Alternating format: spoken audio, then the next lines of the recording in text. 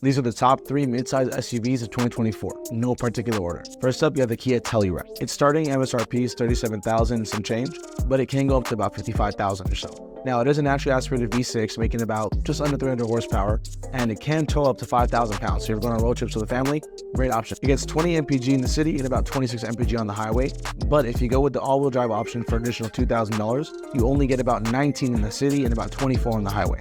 On the inside, you do get driver's seat memory, as well as Apple CarPlay and Android Auto on a 12.3-inch touchscreen display for your infotainment system.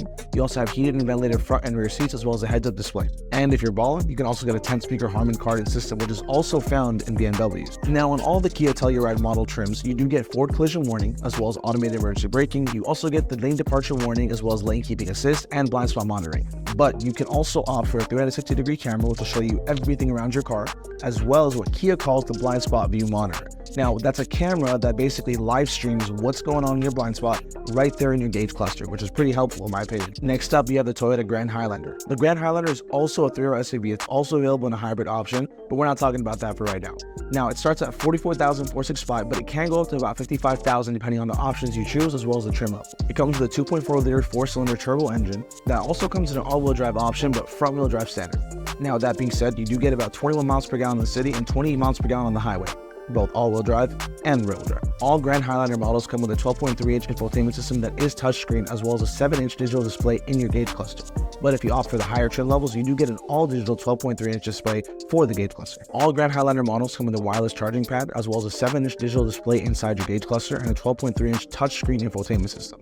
But you can opt to go for the higher trim levels that got a full digital 12.3-inch display for the gauge cluster, which is pretty cool as well. On all models, you have an automatic liftgate, as well as heated front seats and second row window shades. You also have the option for an 11-speaker JBL sound system. Now, for the second row, you do have the option of captain seats to make a full 7-seater or a bench seat for a full 8-seater if you want the extra room. In case you don't like getting into any accidents, you get forward collision warning, automatic emergency braking, pedestrian recognition, blind spot monitoring, adaptive cruise control, as well as a lane centering system, lane departure warning, and lane keep assist.